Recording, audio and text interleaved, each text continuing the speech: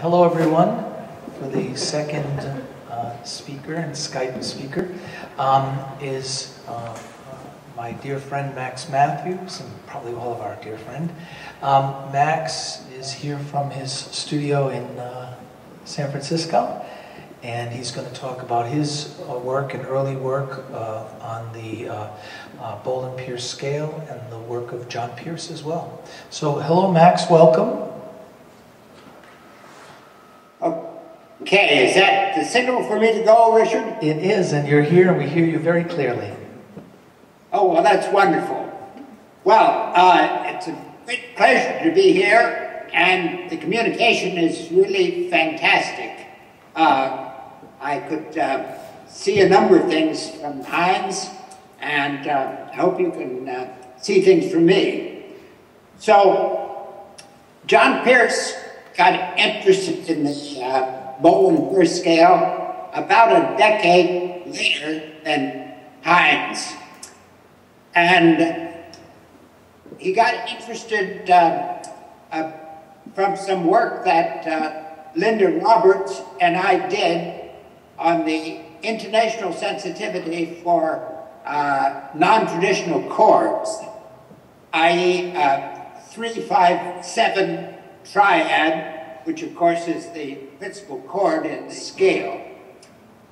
And the first slide is from the paper that we published on this.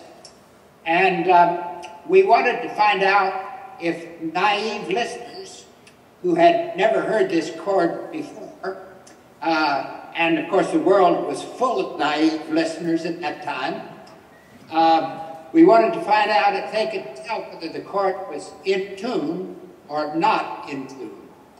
And the reason we thought that they could tell was that the chord consists, the ratios of frequencies are simply 3 to 5 to 7, which are small integers.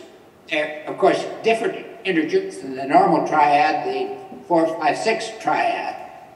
But both of them, if the chord is in tune, have no beats, and if the chord is out of tune, have a certain amount of beats. So it's not surprising that we found that the 3-5-7 chord, anyone could judge it and say whether it was in tune or not. So the first sound file is the chord. And if you look at the big diagram on the lower right of the slide, you'll see that we have studied whether the chord was in tune, or 15 cents out of tune, or 30 cents out of tune, and also asking people whether it's in tune or not, and which chord they prefer. So the first sound file will be the 3-5-7 chord, played first in tune, then 15 cents out of tune, and then 30 cents out of tune. And then we'll do the same thing for the traditional 4-5-6 chord.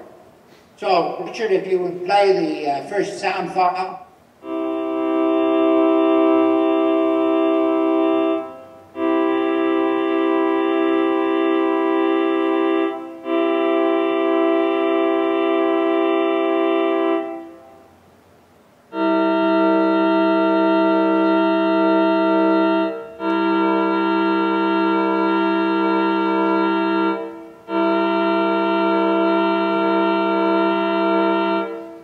Okay, Richard, you can stop that.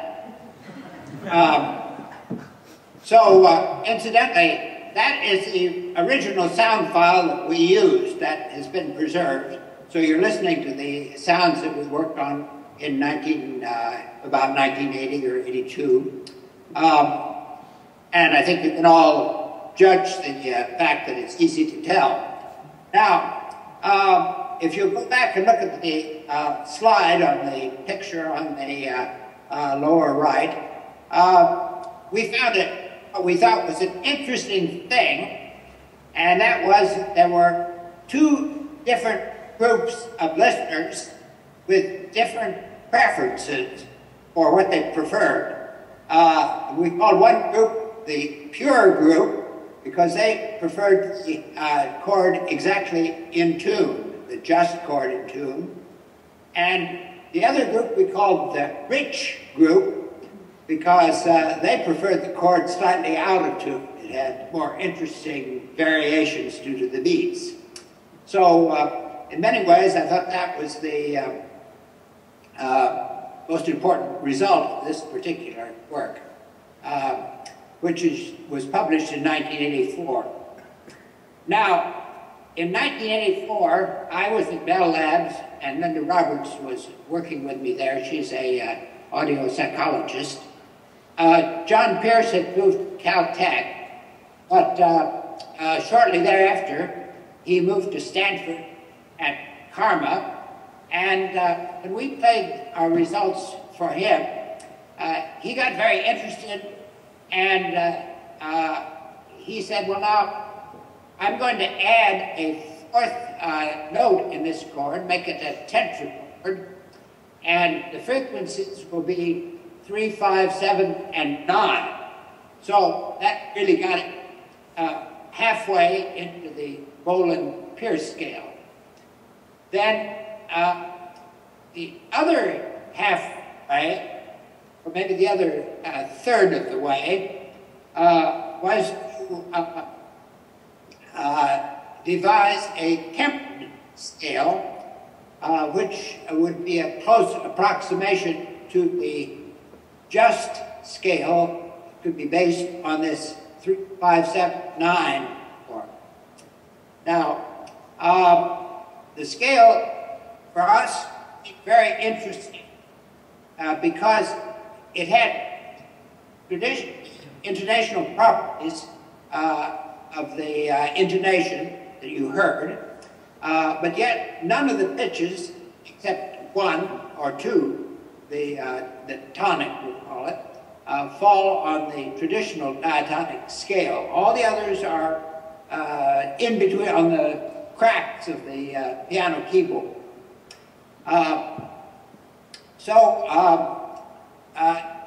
John Pierce, and I don't know how he came to this, tried various temperings, and he found that the chromatic Bohlen-Pierce scale step of the 13th root of 3 gave intonations that were very close to the just intonations, just in the Pierce scale. This gives a comparison of the accuracy of the scale based on the 13th root of 3 to the, for the Pierce scale, Bohlen-Pierce scale based on the 13th root of 3, to the accuracy of the just diatonic scale based on the 12th root of 2. And the thing that John found was that the tempered Bohlen-Pierce scale was much closer to the just Bohlen-Pierce scale than the tempered normal diatonic scale is to the just diatonic scale.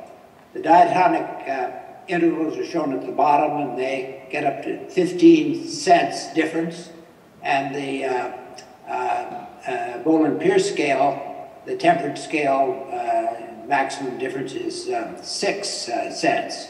So that encouraged Pierce that one could have a chromatic Bohlen-Pierce scale, and at the same time one could then define various keys in the Bohlen-Pierce scale so that perhaps one would be able to modulate from one key to another.